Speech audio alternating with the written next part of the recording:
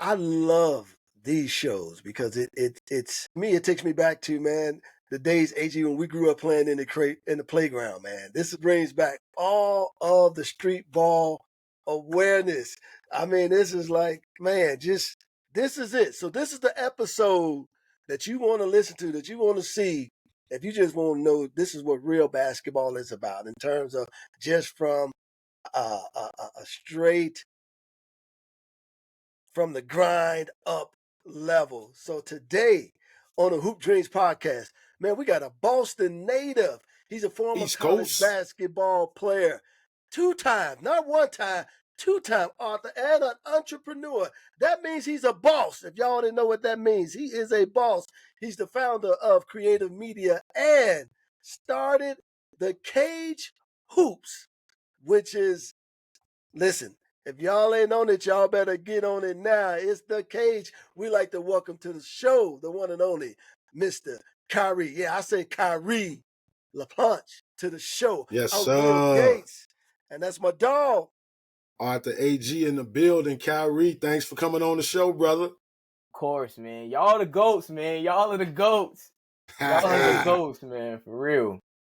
Hey, man, when I came across man, your show, I had to hit Will up and say, Will, you got to check this kid out, man. We got to have him on. This just because I love how your passion and the fire you had is still about the game. So, like Will said, these are the type of shows that we like to educate the real hoopers on. Absolutely. We're talking about grassroots basketball, Kyree. Like I'm watching your YouTube, man. I'm seeing the videos. I'm seeing cats walk in the gym. And then, of course, you know what I caught this morning? I said, dude, he got on my guy shoes? What's going on? Did I see some Dwayne Wade? I'm like, whoa. All right now. I said, Kyrie more than just, Hooper. He family now. I said, I saw him with some Wade. So, man, we got so much we want to talk to you about. But let's kick this off with this first question right here. Have you seen the movie Hoop Dreams? And if you did, what were your impressions? Man, first before anything, I'm honored to be here, man. I salute y'all heavy because I think y'all really gave a lot of inspiration for us hoopers even today, for sure. And I don't take this lightly when I say it, like, y'all deserve your flowers, man. Because if it wasn't, I truly believe y'all dropping this film was a huge pivotal role in the basketball community in what we're doing right now as far as creators. Yeah, definitely. So I definitely, personally, if nobody else gonna give it to y'all, I'll give y'all the flowers, man. That's man. We appreciate y'all. I appreciate y'all, man.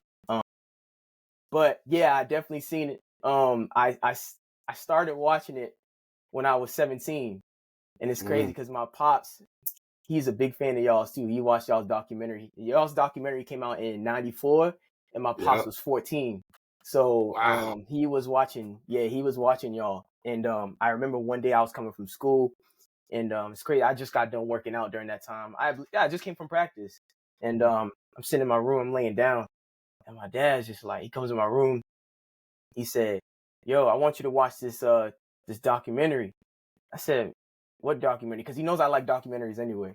So I was like, "What documentary?" He says it's called Hoop Dreams with Will Gates and Arthur Agee. I was like, I don't know who they are, but I said, I'm gonna tap in to see what they got going on.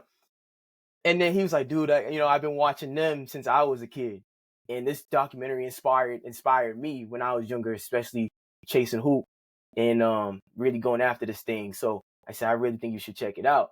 So at the time, I believe it was on Netflix too. So I was watching it on Netflix. I watched that joint. I got a bowl of ramen noodles. Was tuned in. Did not stop not one time. It was one setting, just eating my ramen noodles, just watching. And so, yeah, man. And then that point on, it wasn't just one time when I watched it. I actually I watched it at least 3-4 times. And so, and that was just during that period of time. You know what I mean? Because I really admire the art of videography, film, production, and then also with telling stories, man. And so, especially when I just seen y'all's history and what y'all gone through and y'all's journey with basketball, it really inspired me. It gave me a burning fire to be like, man, like I need to go ahead and lock in on what I'm trying to do and trying to get to my next level. So again, I appreciate y'all. I salute y'all because y'all helped me get to where I am right now. So Yeah. I salute y'all heavy, bro, for real. Hey, Cass, so is it safe to say that Pops put the ball in your hand?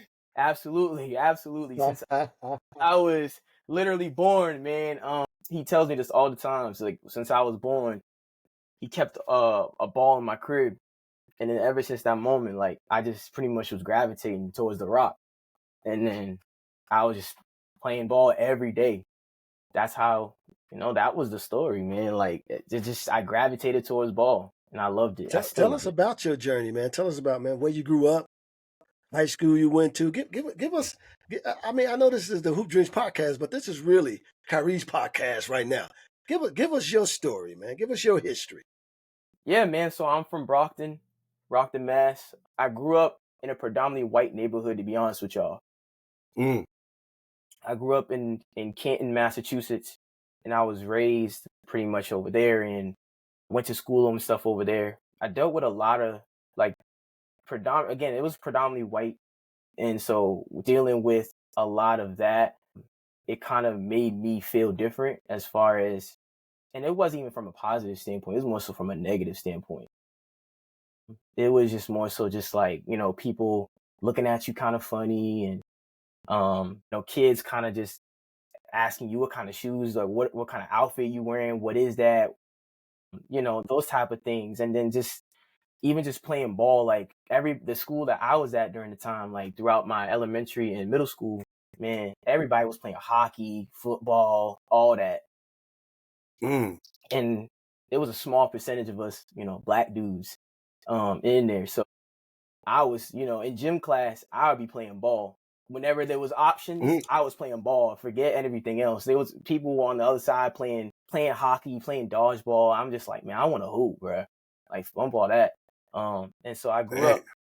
Yeah, man. So like, again, I grew up in a predominantly, white area. When I went my 9th grade year, my freshman year, I transferred it was a drastic change from a predominantly white area to a predominantly, black school. So I ended up going to a black school where kids are talking back to teachers, fights. And honestly, it was only just because of the basketball situation. My 8th grade year, going into my 9th grade year, the coach from the high school team was basically telling me that he didn't really need me there going into the next year, even just playing on the freshman team. Wow. Yeah, and he had that conversation, with my father and everything, and we took it personally, as what MJ would say. We took it personally. So from that point, that's when we made the decision to go to another program that at least wanted me. You know what I mean? And so I transferred to another high school. And then after I transferred, I had a decent year. My freshman year, I was playing on the freshman team. I was averaging like 20 points. But the thing was, I was scared to try out for varsity because I didn't want to get cut. And I think the thing for me was like, I just wanted to make sure that the way how my thought process was, it was more so just like, I bet if I play freshman and I kill freshman, I can get moved up to varsity easily instead of just trying to risk trying out for varsity and then I'm cut for the whole year and I'm not playing no ball. So I was like, you know what, let me go ahead and just move like that. And so as a freshman, I'm going up against all the seniors and all the seniors, like there's open gym and stuff. And I'm guarding the best. I said, yo, who's the best point guard here? And I ended up guarding the best point guard, full court. Every open gym we had, I was guarding him. There were times where he did score on me, but there were times where it was like, yo, who is this kid? Yo, who is this dude?